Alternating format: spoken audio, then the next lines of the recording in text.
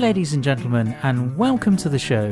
This is T-Bone logging in with the Farming Simulator 2013 tutorial. In this episode I will guide you through your first day farming.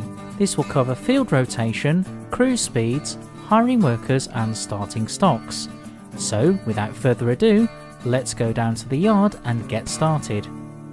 Let's look at harvesting, preparing, seeding and fertilizing a field.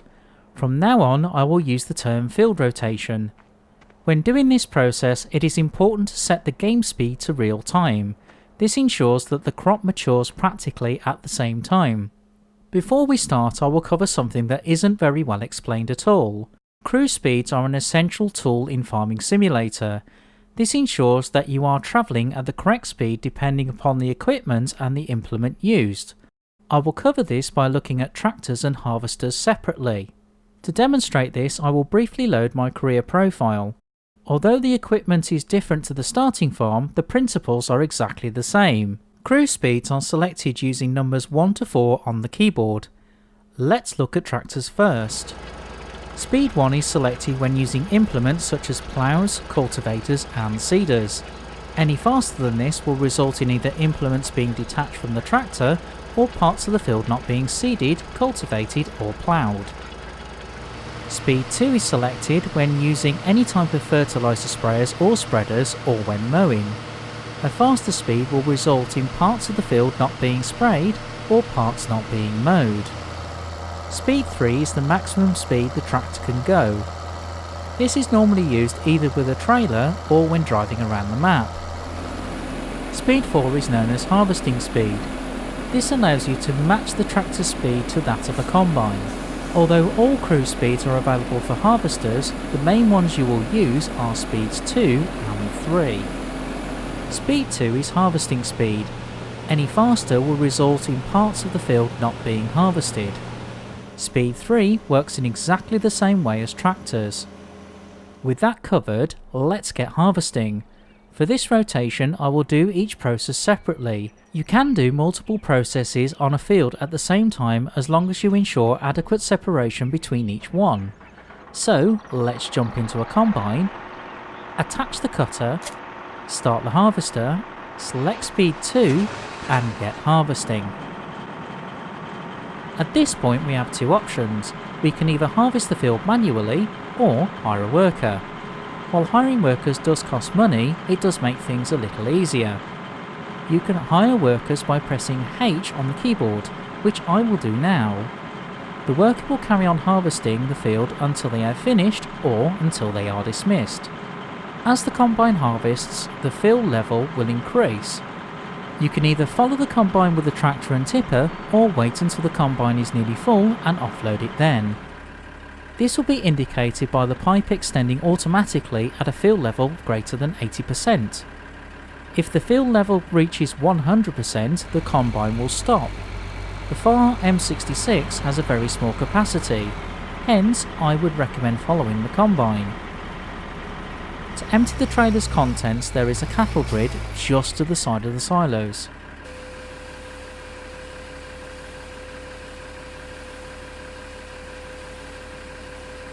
Once the field is harvested, the cultivator is used to prepare the field ready for seeding. You will notice that the combine leaves straw behind. However, we do not have the equipment to do anything with this yet. This will be covered in a later tutorial. You can either hire a worker to cultivate the field or do it manually. In this case, I will hire a worker. While the worker is busy cultivating, let's check our starting stocks. The statistics section of the PDA displays the level of stock for each crop. As well as the wheat we have just harvested, we have stocks of barley, canola, corn, potatoes and sugar beet. This gives us some options. You can either sell these stocks now to the relevant stores for the best price we can find, or wait for high demands.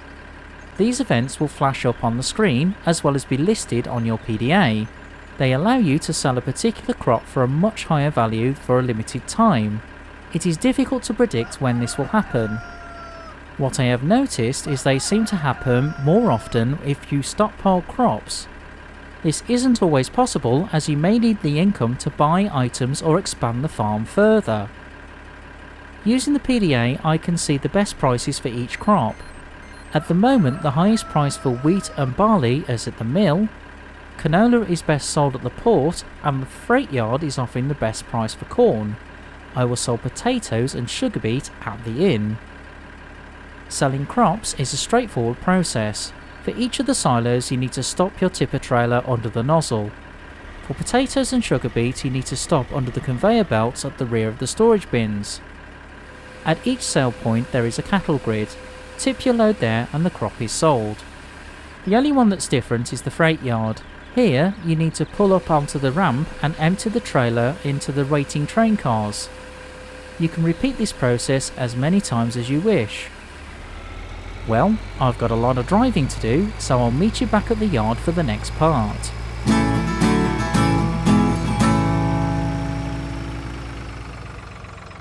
With cultivating complete, a new crop can be planted.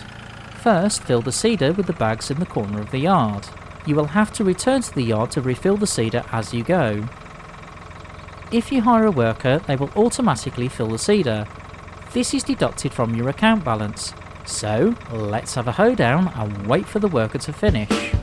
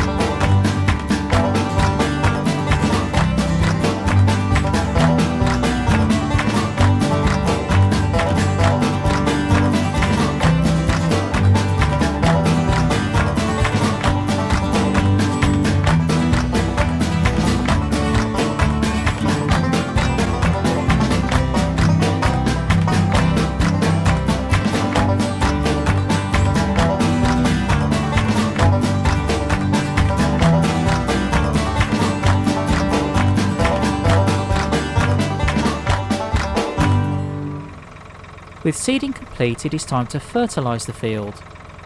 At the moment, we do not have a spreader or sprayer in our starting equipment, so let's buy one. In this case, I will buy an Amazon UF1801. Unlike cultivating or seeding, unless you have a mod, fertilising can only be done manually. Fertiliser spreaders are not as efficient as sprayers, hence if you have bought one I would look to upgrade it soon. So let's fill the sprayer, extend the arms,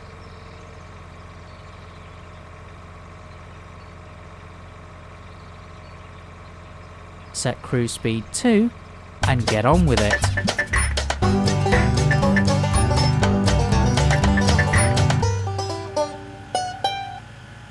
Congratulations, you've just completed your first field rotation. You can now increase your game speed and watch your crop grow. You can monitor the progress using the map by pressing escape. The field will change from blue to green when it's ready to harvest. With experience, you will learn when a crop matures visually.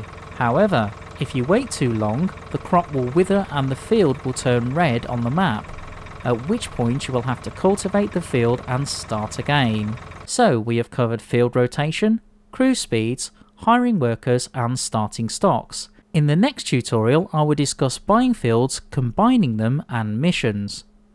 Thank you for watching this tutorial.